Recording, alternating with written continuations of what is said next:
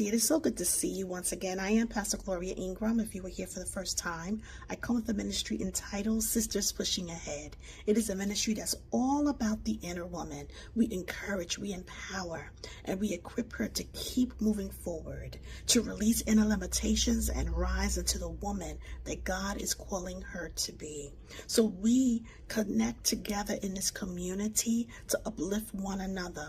And I'm so glad that you were here because I have a message that I believe is going to uplift your spirit today. Have you ever asked yourself the question, why me? Why me? Why was I chosen to go through this situation? Why was I chosen for this season? Why was I chosen for this pain in my life? This grief? Why me? Why was I chosen for this? I didn't ask for it. I didn't sign up for it.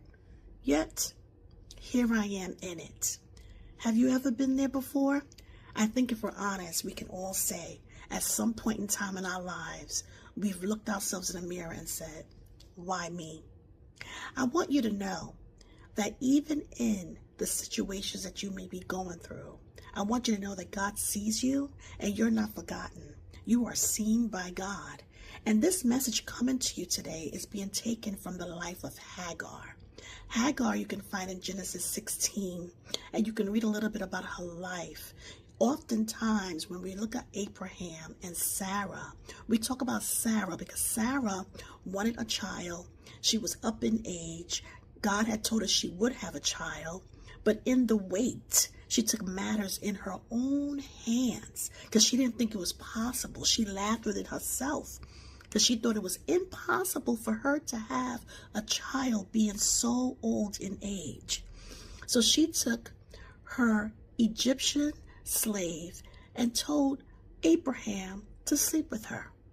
Now, she decided this because in the wait, she decided, you know what? Let me do something. Let me help God out. And she made a mess out of it. When Abraham slept with Hagar, Sarah began to be mean towards her. Hagar decided she was going to run away from her mistress. So she's running and running and running. And the angel of the Lord stops her and goes, what are you doing? Where are you running to? Why are you running? And I'm paraphrasing. You can read it in Genesis, the 16th chapter. She says, Sarah's being mean to me, so I'm just running away.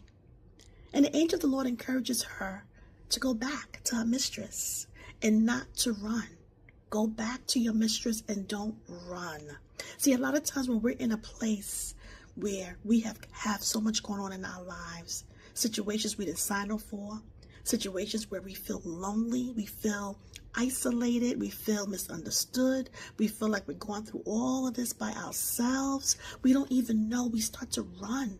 We start to run away. We're trying to get away from it all. And I want you to know today that God is saying, don't run from me, run to me.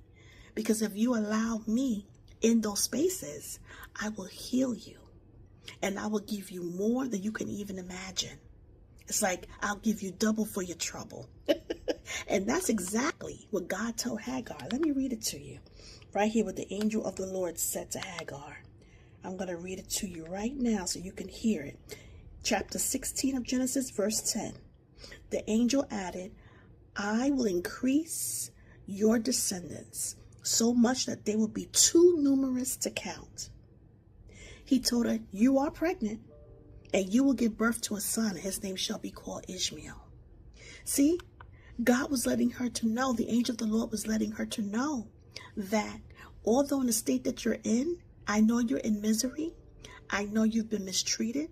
You've been misused, misunderstood, but God is still going to add increase into your life, even in the state that you're in. And I want you to know today that when you feel like you're not seen by God, when you feel that God has forgotten you because of what you might be going through, just know that God sees you and he cares. He don't just see and not care. He sees and he cares. And because he does, he's going to bless you. He's going to give you double for the trouble. He's going to add increase into your life. But we have to be in that space where we allow him in. Whenever we go through situations, the first thing that's affected is our heart. our heart. And God lives close to the brokenhearted. He will not leave us. He cares about everything that we're going through. Hagar was in a place of misery, and she got emotional about it, and all she knew was to run. See, God understands why we may react the way we do, respond the way we do. He can see from the inside out what the root cause is. You may not understand it all the time, but God understands, and He's not holding that against you. He's letting you to know, I know this is painful. I know this is causing you some pain in your life, some agony. I see it. I know, because I see you. And in the story, Hagar says, I have given God a new name. She says, I have given him a name, Jehovah Elroy. God sees me. He sees me. Do you know how comforting that is, to know that God can see what no one can see, and He cares about it? So I want to encourage you today to open your heart, to keep pushing ahead towards God, not from Him, and let Him into that space that you have possibly been putting a band-aid over. You've been hiding, you've been running, you've been trying to get away from it, but yet it seems to always be present. It affects your choices. It affects how you think. It affects everything that you do, because God needs to intervene and come through so that He can heal that space within you. You're not forgotten. God sees you, and God sees me. We are seen by God. We are not forsaken. All right, God bless you. I pray you are blessed. Like, share, and subscribe, and share this with another sister in Christ, and let her know that God sees her and that she is not forsaken or forgotten. All right, God bless you.